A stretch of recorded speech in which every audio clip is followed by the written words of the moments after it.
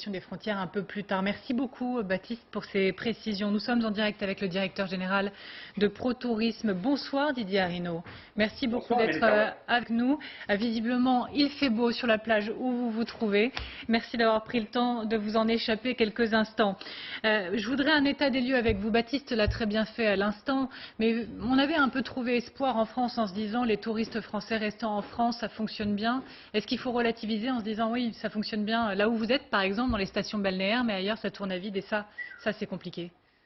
C'est très compliqué. D'abord, le secteur du tourisme a déjà perdu plus de 50 milliards d'euros de chiffre d'affaires et c'est un impact qui est tout à fait considérable. Mais cette perte, elle concerne essentiellement le tourisme urbain, les grandes villes, les transports, les parcs de loisirs et les parcs à thème. En revanche, le tourisme balnéaire se porte plutôt mieux que ce que l'on pouvait imaginer, avec de belles fréquentations touristiques sur l'ensemble des littoraux. La Bretagne fait un mois de juillet supérieur à celui de l'an passé. Sur la côte atlantique, c'est plutôt bon pour l'ensemble des acteurs et notamment pour les restaurateurs, pour la vente à emporter, pour les glaciers qui génèrent un chiffre d'affaires sur le week-end du 14 juillet qui a été supérieur à celui du cœur de saison en plein mois d'août l'an passé. Donc tout n'est pas noir, mais en revanche, pour l'hôtellerie et notamment l'hôtellerie de luxe, l'impact est tout à fait considérable avec 60% des nuitées en moins sur le territoire hexagonal. Pour les autres modes d'hébergement et notamment pour les campings, les réservations de dernière minute permettent d'atténuer le retard. Aujourd'hui, les acteurs du camping gagnent environ 1 point de taux d'occupation tous les 2 jours. Pour les résidences de tourisme, la situation est contrastée. À la montagne, ça va plutôt bien. Sur les espaces balnéaires aussi, en revanche, en ville, c'est assez catastrophique. Donc on voit bien que derrière ces chiffres, on a une situation qui est très différente suivant les espaces. C'est plutôt correct pour la campagne et la montagne. C'est plutôt en retrait, mais en retrait pas dramatique pour les espaces balnéaires. En revanche, pour le tourisme urbain, c'est une catastrophe. Ce qui manque à l'appel, ce sont les clientèles étrangères, les clientèles internationales. En revanche, la clientèle française est bien présente, y compris celles qui ne partent pas en vacances. Et on le voit sur le littoral français, énormément de clientèles qui viennent à la journée, ce qui se traduit par des embouteillages. Mais ces clientèles, elles arrivent du matin au soir et donc elles consomment sur place. C'est plutôt une bonne chose pour les commerçants, pour les acteurs de la restauration. Les plages privées fonctionnent très bien. En revanche, on a une situation contrastée et même dramatique dans certains espaces. La Corse subit une baisse tout à fait considérable. Et ce que l'on voit bien, c'est que la nécessité d'ailleurs de regagner des parts de marché sur les clientèles françaises. Il ne faut pas oublier qu'il y a encore plus de 6 millions de nos concitoyens qui aujourd'hui envisagent éventuellement de partir en vacances et n'ont pas encore réservé. Et ils sont en attente de bons plans de destinations attractives. Didier Arinaud, est-ce que vous êtes en train de nous dire que les Français suivent aussi l'actualité du virus quasiment au jour le jour et que ça détermine en fonction des rebonds leur attitude d'une semaine sur l'autre et pour les prochaines semaines? Bien sûr, il y a plusieurs facteurs qui entrent en ligne de compte. Le premier facteur, c'est la météo. Lorsque la météo est favorable, on a des réservations qui s'opèrent, des réservations de dernière minute. Et ça a été une bonne chose. Pour l'instant, nous avons été servis par cette belle météo. En revanche, ils sont aussi très attentifs au contexte sanitaire. On l'a vu avec une certaine rassurance vis-à-vis des protocoles qui ont été mis en place par les acteurs et notamment de l'hôtellerie de plein air. Et ça leur a permis d'accélérer les réservations de dernière minute. En revanche, dès que le climat est anxiogène, et c'est pour ça qu'il ne faut pas non plus surinterpréter la dangerosité du virus, à partir du moment où on respecte les gestes barrières, les acteurs du tourisme ont fait des efforts tout à fait considérables. Et ça, on l'entend. Didier Arinaud, vraiment ça on l'entend et on le voit et on le montre, mais je me permets de poursuivre, de tirer un petit peu le fil encore un instant. Vous disiez la Bretagne s'en sort bien. On a beaucoup parlé la semaine dernière de la Bretagne avec une recrudescence des cas. Est-ce que par exemple vous voyez en temps réel que les Français annulent des réservations pour la Bretagne? Ça a un effet immédiat sur leur comportement d'achat? Dès qu'il y a une médiatisation de quelques cas, ça se traduit par des annulations en masse de réservations dans les destinations qui sont touchées. On le voit d'ailleurs avec l'Espagne. Bon nombre de nos concitoyens ont renoncé à partir en Espagne parce qu'il y a une médiatisation des cas en Espagne, avec une mortalité d'ailleurs qui est relativement faible. Mais ce que l'on voit aussi, et c'est une grande inquiétude lorsque les Français partent à l'étranger, sur le fait de pouvoir revenir dans l'Hexagone. Et les annulations en masse des compagnies aériennes, c'est vrai qu'il n'y a pas vraiment de transparence de la part des compagnies aériennes. Tout cela a poussé nos concitoyens à rester en France. C'est une très bonne chose d'ailleurs pour notre économie, car on voit bien que peu à peu, sur bon nombre d'espaces qui ont été très touchés par le Covid, ces espaces retrouvent des couleurs avec une belle fréquentation, mais ça va être compliqué notamment pour la rentrée de septembre. La grande inquiétude, c'est le tourisme d'affaires qui pèse 40% du chiffre d'affaires des destinations urbaines. On va en parler d'ailleurs, si vous le voulez bien, on reste bien sûr ensemble, mais je vais aussi me tourner vers vous sur le plateau, Nicolas Bouzou. C'est pas du tout anodin. Quand on parle de ce sujet-là, on parle d'un sujet qui concerne tous les matins les Français en ce moment, mais d'un enjeu majeur, 9% du PIB, le tourisme pour la France. Là, vous l'abordez comment la situation? Même s'il y a des endroits où les stations balnéaires fonctionnent bien, vous dites là c'est la catastrophe, vous reprenez ce terme? En tout cas, non, mais je l'aborde déjà comme une déception. C'est-à-dire qu'on pouvait penser en effet que les choses allaient un petit peu mieux se passer. Et en fait, il y a sans doute 3 raisons qui expliquent le caractère en moyenne décevant. Donc j'entends bien, évidemment, le fait qu'il faut regarder comment les choses se passent dans les territoires et il y a de très grandes différences. Mais globalement, les choses sont un peu décevantes. Alors elles sont un peu décevantes pour 3 raisons. La première raison, c'est une raison sanitaire. C'est-à-dire que la situation sanitaire n'a pas permis de rouvrir les frontières comme on avait pu le penser un peu après le déconfinement. Vous voyez une situation sanitaire qui s'améliorait extrêmement rapidement dans beaucoup de pays et on commençait à rêver à une ouverture des frontières plus rapide que prévu. Les frontières, soit elles ne sont pas ouvertes, soit elles sont théoriquement ouvertes, mais enfin, partir en vacances et observer une quatorzaine dans un pays lointain, vous conviendrez avec moi que ce n'est pas la chose la plus relaxante du monde. Et puis, même quand les frontières sont ouvertes, moi je l'ai testé il y a quelques jours, eh bien, elles sont quand même, il y a des contrôles, notamment à l'intérieur de l'Union européenne, qui compliquent un tout petit peu les choses. Donc, déjà, il y a une vraie difficulté, je dirais, pour se déplacer. Ça, c'est la première chose. La deuxième chose, c'est que, pour certains d'entre nous, on a des familles qui vivent en province, on les a pas vues depuis 6 mois, et donc, plutôt que de partir en vacances, on va passer une semaine dans nos familles, une semaine dans la famille du conjoint, et donc, tout ceci, ça prend aussi du temps. Et puis, dernière chose, et je m'arrête, il y a quand même une équation économique. C'est-à-dire que même si l'État français a très bien protégé une très grande partie de nos concitoyens, et en particulier les salariés qui, pour l'essentiel, n'ont pas perdu de revenus, ou ont peu perdu de revenus, mais en tout cas, ça n'est pas ça, ce ne sont pas ces variations de revenus qui sont déterminantes dans le choix des vacances. En revanche, vous avez une partie de la population, alors évidemment, ce n'est pas la majeure partie, mais à peu près 10% de la population active, ce sont des commerçants, des artisans, des petits patrons, des professions libérales non médicales, et tous ces gens-là ont perdu énormément d'argent avec la crise. Et donc pour eux, et là ils essaient de retravailler comme ils peuvent. Et donc eux, bien évidemment, ils ne vont pas partir en vacances. Et j'ajoute à ça la question de l'épargne. On a beaucoup martelé 10 milliards d'épargne à terme des Français, mais ils n'ont pas la confiance, c'est ça? Donc pour le moment, ils n'utilisent pas cet argent. Ils ne déconfinent pas leur argent. Ça dépend qui. Encore une fois, je pense que les salariés qui sont dans de grandes entreprises et qui ne se sentent pas menacés à court terme, eux, s'ils partaient en vacances et s'ils ont de bons revenus, je pense qu'ils peuvent continuer de partir en vacances. Mais il y a une partie de nos concitoyens qui peut être inquiet, soit parce qu'il y aura malheureusement sans doute des licenciements à la rentrée, soit parce que ce sont des gens qui sont pas bien protégés. Ce sont les non-salariés, en règle générale. Alors Didier Arinault, je reviens vers vous. Est-ce que vous le sentez, ça, vous percevez qu'il y a des Français qui en sont exclus de cet été, en réalité? Est-ce que vous voyez bien qu'il y a un profil de Français qui ne vient pas vers vous, pas les moyens, pas la confiance? Alors, il y a ceux qui ont des problèmes de revenus, bien évidemment, mais la plus grande surprise cette année, c'est que ce sont les CSP+, les cadres, les professions libérales, les médecins, les ostéopathes, enfin tous ceux qui n'ont pas pu travailler pendant 2 mois, qui doivent rattraper le retard. Et aujourd'hui, ils sont obligés de travailler et ils se posent la question de savoir s'ils pourront partir en vacances au mois d'août. Donc, c'est aussi un volant de clientèle susceptible de réserver pour le mois d'août et de compenser en partie la non-venue des clientèles étrangères. Mais n'oublions pas une chose, les Français dépensent aussi chaque année 30 milliards d'euros à l'étranger. Et cette année, ces Français, ils ont tendance à dépenser cet argent plutôt dans l'Hexagone. Alors, dans certains territoires, l'impact est considérable parce qu'ils dépendent très fortement des clientèles étrangères. Mais ce qu'il faut voir, c'est que ce bon début de saison touristique, ça va permettre de sauver des centaines de milliers d'emplois. À la différence de ce que l'on pouvait craindre en plein cœur du Covid, où les annonces gouvernementales dissuadant les Français de réserver leurs vacances pouvaient produire une situation tout à fait catastrophique. on aurait pu se retrouver, et on pourrait encore se retrouver, avec plus d'1 million d'emplois perdus dans ce secteur du tourisme et de ceux qui vivent du tourisme. Car au-delà de la clientèle touristique, il y a aussi des agriculteurs, des ostréiculteurs, des viticulteurs qui vivent de cette activité touristique. Et c'est cet écosystème qu'il faut préserver et qu'il faut dynamiser. Didier Arinaud, on reste encore une fois ensemble, mais effectivement, l'enjeu du tourisme, au-delà de se permettre la semaine ou les 2 semaines à la plage, c'est des emplois indirects, c'est un enjeu majeur.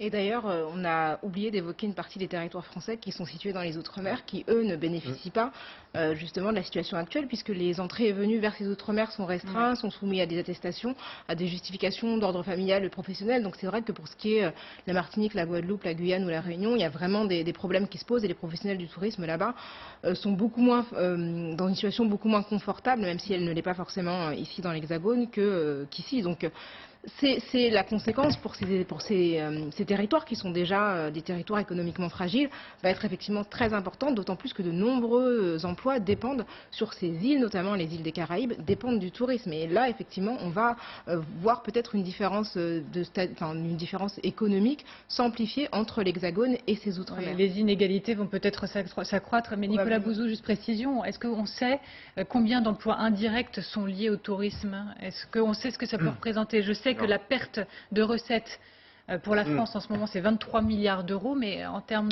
d'emplois alors Didier Arinaud donnera le chiffre exact, mais ce sont des millions d'emplois. Parce qu'en effet, le tourisme, ce n'est pas simplement les hôtels, c'est les hôtels, les transports, la restauration, et vous avez des filières. Je vous donne un exemple concret. Une blanchisserie, par exemple. Une blanchisserie, elle travaille souvent pour un petit nombre de restaurants et pour un petit nombre d'hôtels. Et l'exemple que prend Rokhaya Diallo sur le territoire d'outre-mer est excellent. Parce que là, le tourisme, souvent, dans certains territoires, il est encore plus important en proportion du PIB que dans l'Hexagone. Et là, vous avez plein de petites entreprises qui ne sont pas forcément identifiées comme faisant partie du secteur du tourisme, mais qui, malheureusement, peuvent potentiellement mettre la clé sous la porte. Je pense on sait que c'est un secteur central en France, en Europe, les territoires d'outre-mer, le Maghreb, l'Europe du Sud, l'Asie. Mais on est aussi en période épidémique. On a toujours cette espèce de raisonnement étrange, c'est la catastrophe, mais l'origine de la catastrophe, elle est toujours là. Cette épidémie de Covid, elle est là, elle a ralenti, mais on voit qu'elle remonte. Les messages anxiogènes qui sont délivrés, je pense aussi pour des raisons d'alerte, c'est-à-dire on met un peu la pression sur le public en disant attention, ça rebondit, ceci, cela. Donc c'est très difficile pour une industrie qui est basée sur le déplacement. On est touriste, on est voyageur, et donc que ce soit dans sa province, dans sa ville, dans un pays voisin. Donc l'anxiété est maximum. Vous voyez par exemple quelque chose de très intéressant, les augmentations des locations de voitures. Voilà un secteur qui n'a pas entièrement disparu, parce que les gens louent des voitures pour partir en vacances. Les gens ont acheté des voitures pour partir en vacances, pour être dans une espèce de cocon à 3, à 4, qui leur évite. Les gens passent des frontières en voiture parce qu'ils se disent, s'il n'y a pas d'avion, je peux rentrer avec ma voiture. Donc tous ces comportements d'anxiété, parce que c'est exactement ça, font que ça ne peut pas marcher. Et c'est pour ça aussi que le tourisme urbain est le plus frappé, parce qu'alors là, il y a le Covid, il y a l'épidémie, tout est là. Mais ça a été en partie sauvé par le chômage partiel aussi. Et parce que toutes ces entreprises touristiques qui peuvent accueillir en ce moment du monde, elles peuvent le faire parce que pendant 3-4 mois, les salaires ont été payés en partie par l'État. Et donc c'est ça qui a fait l'amortisseur. Mais il n'y a pas de plan. Il n'y a pas un plan pour dire comment on va restructurer cette industrie, l'aider à passer un cap qui va durer... Je ne suis pas spécialiste des épidémies, mais enfin, ça va durer 12, 18 mois, 24 mois, on ne sait pas encore aujourd'hui. Donc c'est quand même structurellement en difficulté. Thierry Breton, qui est quand même commissaire européen, a parlé de la nécessité d'un plan Marshall. Est-ce à dire déjà qu'on n'a pas fait suffisamment, qu'il va falloir en mettre plus? L'Espagne a débloqué 4 milliards d'euros là par exemple. Est-ce qu'il faut qu'on aille plus loin? Oui, il faudra aller plus loin parce que l'épidémie, elle va passer. On ne sait pas quand. C'est peut-être dans 2, dans 3, dans 5 ans, je n'en sais rien, mais elle va passer. Et on aura toujours besoin d'un secteur du tourisme. Il faut bien comprendre qu'une entreprise mal gérée qui fait faillite, c'est normal, c'est la vie, c'est terrible, mais même c'est difficile à expliquer, mais c'est même efficace. En revanche, une entreprise bien gérée, un hôtel bien géré, qui est frappé par une épidémie de Covid. Alors lui, il y est absolument pour rien. Qui disparaît, ça c'est absurde sur le plan moral, mais aussi sur le plan économique, parce qu'une fois qu'il aura disparu, alors on peut toujours dire oui, mais on va recréer un autre hôtel, mais ça prendra du temps, c'est compliqué, il faut retrouver des gens, il y a des gens qui ont été formés qui vont se retrouver au chômage. Donc comprenez bien qu'il est parfaitement justifié du point de vue économique de soutenir ces entreprises le temps que passe l'épidémie. Et ça veut dire en effet s'apprêter à soutenir le secteur du tourisme, peut-être, on l'espère, pendant 3 ou 4 mois, mais peut-être pendant 3 ans. Et c'est surtout les petits entrepreneurs du tourisme qui sont menacés. Parce que vous prenez les très grands groupes, on peut parler d'Accor ou même un de vos reportages parlait du Bristol qui appartient, je crois, à une chaîne, une famille allemande. C'est les hôtels, par exemple, le Bristol, je crois qu'il est en rénovation. On profite, il y a un effet d'aubaine, on ferme, on retape, on refait l'offre. Le groupe Accor s'est organisé, etc. Mais celui qui a un restaurant, qui est entrepreneur familial avec sa femme, son fils, sa fille, sur une plage ou sur un coin qui est peut-être moins balnéaire, lui, le choc est frontal. Et le problème de ce plan Marshall, ça va être de trouver le mécanisme qui permet de soutenir ces PME, TPE du tourisme, qui, elles, seront les plus fragiles en termes de trésorerie. Rachel Binas, ma question est peut-être un peu simpliste, mais est-ce que vous estimez que l'État en fait assez, que l'État doit en faire beaucoup plus ? En tout cas, en attendant le plan Marshall, s'il vient, il serait peut-être intéressant de repousser, par exemple, la réforme de l'assurance chômage qui est prévue, je crois, pour septembre, pour le 1er septembre. Ça serait déjà un premier geste fort pour notamment les saisonniers et toutes les personnes qui travaillent de manière directe ou indirecte avec le secteur du tourisme. Le problème, en fait, qu'on découvre ou qu'on redécouvre, c'est que la France repose essentiellement, du moins son économie, sur le service et qu'elle a accepté, bon an mal an, une forme de désindustrialisation et qu'on est aujourd'hui extrêmement dépendant des services et du tourisme en réalité. Maintenant, sans faire preuve de provocation, je vais mettre juste peut-être deux petits bémols, enfin 2 points positifs, si vous voulez, à la crise. On est preneurs. C'est que déjà, on voit que les Français redécouvrent leur pays.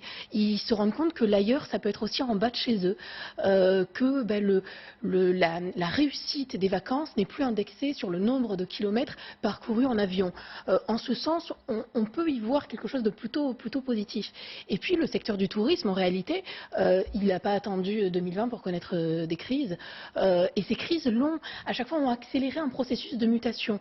29, ça a été justement la saison juillet-août, la saison estivale. Seconde Guerre mondiale, ça a permis, paradoxalement, de pouvoir moderniser toute une hôtellerie, voilà, tout un secteur. Alors, 2008, ça a été autre chose, ça a été l'ubérisation un petit peu du secteur du tourisme, Airbnb et compagnie. Aujourd'hui, on peut se demander si ça ne va pas enclencher une nouvelle phase, peut-être une forme de relocalisation du tourisme, des enjeux environnementaux davantage pris en compte. Parce que ce que j'observe aujourd'hui, et je ne suis pas la seule, c'est qu'on parle de certains sujets qui étaient avant des sujets de niche. L'empreinte carbone, les enjeux environnementaux, le tourisme vert. Alors, parfois un peu de manière paradoxale, mais ça ouvre de nouveaux débats. Et alors Didier Arinault, est-ce que vous êtes en train de muter, de vous réformer en ce moment en raison de la crise ? J'espère que ce secteur va pouvoir se réformer. Ce que l'on voit, c'est qu'il n'y avait pas de stratégie gouvernementale. On l'a vu dans cette crise, ils ont joué les pompiers pyromanes et les aides ont été massives. Mais ce qu'il faut, c'est quelle vision a-t-on pour le tourisme de 2050 ? Comment on arrive à redéployer cette industrie touristique pour qu'elle soit plus vertueuse, pour qu'elle reconquiert des clientèles, à la fois les clientèles de proximité, mais aussi des clientèles européennes. On a eu trop tendance à se polariser uniquement sur Paris. Paris allait bien, donc on ne se préoccupait pas du reste de la France. Or, cette crise, elle permet aussi, on le voit bien, à des territoires qui sont des territoires éloignés des grands flux internationaux, de tirer leur épingle du jeu. Donc il faudra soutenir cette industrie, mais pas la soutenir n'importe comment, pas des aides pour des aides, pas des subventions pour des subventions. Il faut favoriser l'investissement. Parce que ce qu'il y a de terrible dans cette crise, c'est que les acteurs du tourisme, et notamment de l'hébergement, la mesure qu'ils vont prendre, c'est de limiter l'investissement. Les stations, c'est pareil, parce que les communes sont fragilisées par ce Covid. Or, il faut qu'on réinvente nos stations balnéaires, nos stations de montagne, qu'on crée de nouvelles mobilités, qu'on permette un accès aux destinations, qu'on crée de nouveaux services et de nouveaux produits. Et ça suppose de l'innovation, de l'investissement. Nous avons cette capacité, mais malheureusement, nous n'avons pas aujourd'hui de vision de la part de l'État. Et on a l'impression qu'il est sourd et aveugle aux problématiques du tourisme et de ces enjeux. Et c'est ça qui m'inquiète. Il ne suffit pas de mettre un secrétaire d'État ou un ministre du Tourisme. Depuis les années 60, où il y a eu une vision absolument extraordinaire sur le tourisme, si on est devenu des leaders mondiaux, enfin on dit toujours leader, mais en fait on fait 3,5 fois moins de chiffre d'affaires des clientèles étrangères en France qu'aux États-Unis. Donc il faut arrêter de dire Cocorico, on est la première destination au monde. Nous sommes la 4e, voire la 5e en termes de recettes. Donc on a des marges de progression tout à fait considérables, mais surtout on doit relier ce développement touristique au territoire, au projet de ces territoires, en phase aussi avec les habitants, car eux-mêmes peuvent être des consommateurs de loisirs et peuvent favoriser le développement de ce secteur. Et ce qu'on doit mettre au centre, c'est l'emploi. Parce que ce secteur, ce qu'il y a d'intéressant, c'est qu'il génère de l'emploi. En effet, maintenant, ce que je vois qu'il est sur le terrain, c'est aussi bon nombre de socioprofessionnels et de restaurateurs qui ne trouvent pas de personnel à cette période de l'année. Alors, on dit oui, la crise, elle a été terrible, effectivement, mais il y a tous ceux qui cherchent des salariés qui me disent, moi, il me manque 4-5 personnes pour ma saison. Donc, on doit aussi se poser cette question. Comment se fait-il, avec un tel niveau de chômage, avec une crise, avec des saisonniers qui n'ont pas été embauchés, qu'on ait autant besoin d'emplois? Il y a un restaurant, j'en discutais, qui est le Paris Pila, il lui manque 5 personnes, un cuisinier, 4 serveurs. Donc, si ceux qui veulent travailler dans ce secteur, ici sur le bassin d'Arcachon, eh ben, qu'ils fassent suivre. Et des emplois, il y en a dans ce secteur d'activité. Donc, on voit bien qu'il faut réinventer le secteur du tourisme. Il faut avoir une vision qui est une vision sur un tourisme beaucoup plus durable, beaucoup plus qualitatif. Message passé, Didier Arrino. Les Français y sont prêts. Et moi, je vous fais le pari qu'en dehors du tourisme urbain, pour le tourisme balnéaire, si le virus nous préserve un peu, nous ferons une saison touristique à peu près correcte sur le littoral, à la montagne, à la campagne. Et il faut avoir aussi une vision positive et de combat, car bien évidemment, rien n'est jamais acquis. Et c'est la force de ce secteur. Didier Arrino, on a bien compris le message positif, mais aussi le message de combat, en effet. Mais on continue. Vous avez effleuré la question du tourisme d'affaires. On va se projeter un petit peu, quelques semaines, septembre, octobre. La rentrée, normalement, elle est propice au retour du tourisme des affaires. Et ben, visiblement, c'est plutôt mal parti. Regardez ce que nous dit le président d'entreprise de voyage. La crise du Covid a eu pour conséquence un arrêt complet des déplacements professionnels dans le monde entier. Alors, on retrouvera le niveau d'activité de 2019, peut-être en 2022, mais probablement pas avant 2023. Bon, voilà, vous le disiez aussi, Nicolas Bouzoussa, le tourisme d'affaires, encore une fois, ça peut sembler anecdotique à certains, mais l'enjeu, il est majeur. Ah, il est absolument majeur, notamment pour la France. On reçoit beaucoup de tourisme d'affaires. On a des palais des congrès absolument partout, sur tout le pays, sur le littoral notamment. Il y en a des magnifiques sur la Côte d'Azur, en Bretagne, à Biarritz. Et ces palais des congrès, ils vivent en grande partie parce que il y a du congrès, il y a du tourisme d'affaires. Et là, je pense que la rentrée de septembre va être très mauvaise. Pour le coup, le secteur va se rétablir très lentement parce que vous avez beaucoup de très grandes entreprises dans le monde, des multinationales, qui ont dit on arrête de faire ce type de déplacement à minima jusqu'au début de l'année 2022. D'accord ? Au mieux, vous allez avoir des entreprises qui vont vouloir réduire les coûts parce qu'on a quand même connu une récession, même si on en sort, on a connu une récession extrêmement forte. Donc vous allez avoir des réductions de coûts. Et puis vous avez tout simplement, j'y reviens, mais c'est absolument clé, la question des frontières. Je vous pose tout simplement cette question. Quand pensez-vous pourrons-nous voyager normalement aux États-Unis ? À mon avis, pas cette année, ça c'est certain. Et à titre personnel, je ne me vois pas organiser un déplacement professionnel aux États-Unis d'ici 1 an, quelque chose comme ça. Donc, comprenez bien, on va avoir cet impact. Et puis, de toute façon, à plus long terme, je pense qu'il y a des habitudes, mais qui pour le coup étaient des mauvaises habitudes, qui vont se perdre. C'est-à-dire que l'habitude qui consiste à envoyer des cadres d'entreprise à l'autre bout du monde pour 2 jours, ce qui se faisait couramment, on en a profité, j'en ai profité aussi. Mais je pense, et très heureusement, je pense que c'est définitivement terminé. Rachel Binas. Je pense aussi, en effet, que ce sont des mauvaises habitudes. Et puis, il faut, hélas, ce genre de crise pour s'en rendre compte. En effet, il y a fort à parier que, sauf si le virus venait à disparaître, avant l'apparition d'un vaccin, personne ne reprendra, le monde d'avant ne reprendra pas ses droits.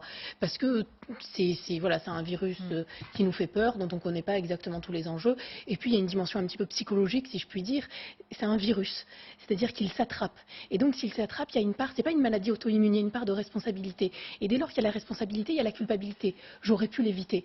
À partir de là, les gens ont des comportements extrêmement protecteurs et évitent autant que faire se peut de se déplacer. Rokhaya Diallo. C'est vrai que si on doit y voir un aspect positif, si ça permet notamment aux grands groupes et aux grandes entreprises de prendre conscience du caractère inutile de certains déplacements qui, cumulés les uns aux autres, ont quand même un impact climatique extrêmement important, je pense que ce sera une leçon qu'on pourra tirer par rapport au fait de rationnellement peut-être juger des déplacements qui sont nécessaires et de ceux dont on peut se passer pour des raisons aussi de responsabilité environnementale. Et le mode de transport. Absolument. Moi, je me méfie beaucoup de cette partie du débat, autant sur le tourisme, j'allais dire populaire, de masse, il y a une vraie discussion. Autant je pense que sur le tourisme d'affaires, c'est totalement corrélé à la situation sanitaire, point barre. C'est-à-dire, aujourd'hui, on n'a pas de solution ou très peu de solutions. Pas de traitement, pas de vaccin. Forcément, zéro tourisme d'affaires. Mais on a besoin, si l'économie repart partie, parce que vous parlez beaucoup des conférences, des choses comme ça, mais ça c'est une partie du tourisme d'affaires. L'autre partie, c'est les gens qui se déplacent pour signer des deals, des contrats, pour monter des usines, pour exécuter des contrats d'entretien, etc. S'il y a des plans de relance, si on dépense 750 milliards en Europe, si les Américains lâchent 2500 milliards ou 3000 milliards, ce qu'ils sont en train de faire, si la Chine, si ceci, si cela, il y aura un besoin de déplacement. Donc c'est totalement corrélé. C'est-à-dire, si demain il y a un traitement, vous allez voir le nombre de vols, la flèche, elle va monter tranquillement. Et elle monte aujourd'hui, elle a pris 30% déjà. Il y a 30% de plus de vols aujourd'hui qu'il y a 2 mois. Et ça ne sera pas, j'allais dire, on ne peut pas le changer. Alors peut-être qu'on trouvera des méthodes plus écologiques, peut-être qu'on se débarrassera de l'incentive aux Maldives à 2000 € avec un avion complet. Bon, ça c'est clair que les entreprises, elles vont en profiter pour dégager tout ça. Je pense aussi, vous en avez parlé un tout petit peu avant l'émission, qu'il y a aussi l'intérêt des grandes boîtes technologiques à inciter à un nouveau type de consommation via Internet, Zoom, etc. Et ça les arrange, eux, qu'on flingue Air France pour qu'on passe sur Zoom. Mais ce n'est pas une solution, j'allais dire, le jour où ça ira mieux sur le plan sanitaire, vous verrez les courbes, elles vont remonter directement. Si c'est en effet indexé sur la situation sanitaire, on va voir comment ça va s'indexer suite aux déclarations encore ce matin de Jean-François Delfraissy. Le président du Conseil scientifique, quand il parle de la rentrée, il parle à nouveau potentielle vraie deuxième vague. Regardez. Ce virus qui n'est pas un virus grippal, donc qui n'est pas tout à fait un virus saisonnier, mais va revenir de l'hémisphère sud. Le phénomène évidemment le plus sur lequel malheureusement c'est notre hypothèse la plus probable, c'est en effet la deuxième vague. C'est-à-dire qu'on ait un vrai retour du virus arrivant du sud pour la période d'octobre, novembre, décembre. Et Didier Arrino, vous êtes toujours avec nous. Quand vous entendez ce matin le président du Conseil scientifique qui dit voilà l'état des lieux, l'état d'esprit pour la rentrée, vous réagissez comment en tant que professionnel? Vous dites voilà, catastrophe, la confiance aussi va s'éroder? En tout cas, ce que je dis, c'est que les clientèles sont beaucoup mieux dans des espaces balnéaires avec des grandes plages où on peut quand même respecter une forme de distanciation sociale qu'entassés dans les villes. Donc c'est dramatique pour l'économie, bien évidemment, sachant que cette économie, elle est fragilisée. Mais au-delà de notre situation franco-française, ce qu'il faut voir, c'est que c'est 10% de l'emploi dans le monde. Et donc, il y a quantité de pays pour lesquels c'est une crise tout à fait considérable. Je ne crois pas à un retour rapide du tourisme d'affaires tel qu'il était avant la crise du Covid. On mettra certainement plusieurs années avant de retrouver cette fréquentation touristique. Je ne crois pas non plus à un retour du transport aérien tel qu'il était avant la Covid pendant plusieurs années. Pour une raison simple, c'est qu'il y a des comportements qui ont changé. Il y a des prises de conscience. Il y a des modes de fonctionnement, de négociation qui ont évolué. Et donc là aussi, il faudra revoir le tourisme d'affaires. En revanche, ce qu'il ne faut pas, c'est qu'on soit dans une situation totalement anxiogène. Et en la matière, on a géré les choses relativement mal d'ailleurs pendant la période du Covid. Peut-être qu'il faudrait aussi, y compris d'un point de vue sanitaire, c'est avoir des clusters qui puissent être et fermer certains lieux, mais sans pour autant mettre ce pays en total confinement. Ça a été absolument catastrophique d'un point de vue économique et certainement que l'économie ne pourra pas s'en remettre. Et puis enfin, ce que l'on voit, c'est l'ensemble de notre secteur qui doit être revu. Parce que si on prend la destination France, c'est quoi? C'est le tourisme, bien évidemment, c'est l'aéronautique. Alors si on dit on ne veut plus que les gens voyagent, eh bien, autant vous dire que ce sont aussi des centaines de milliers d'emplois dans le secteur de l'aéronautique. C'est le vin. Est-ce que le vin, c'est vertueux? Est-ce que c'est l'industrie du luxe? Est-ce que c'est essentiel? On en est où sur les problématiques de développement durable? C'est bien beau, mais on ne fabrique pas de batteries. On a beaucoup de retard sur l'hydrogène. Donc, c'est quoi la force de la France? On voit bien que notre pays doit se réinventer, et pas seulement sur le tourisme, mais aussi sur le tourisme. Or, ce que nous avons, c'est une qualité de vie, c'est un équilibre des territoires, c'est un respect de l'environnement. Nous avons aussi tous ces atouts en France. Merci. Et on voit qu'au travers des nouvelles technologies, on peut certainement mieux vivre dans nos provinces avec une bonne alchimie entre une activité économique, une activité touristique et peut-être une légère réindustrialisation de notre pays. Merci beaucoup. C'est ce modèle qu'il faut réinventer. Merci beaucoup Didier Arrino d'avoir été avec nous. Je ne sais pas si je dois vous souhaiter de bonnes vacances, mais si c'est le cas, je vous le souhaite excellentes. Bon, allez, bon courage. Merci encore à vous. Nicolas Bouzou, juste une question avant de passer à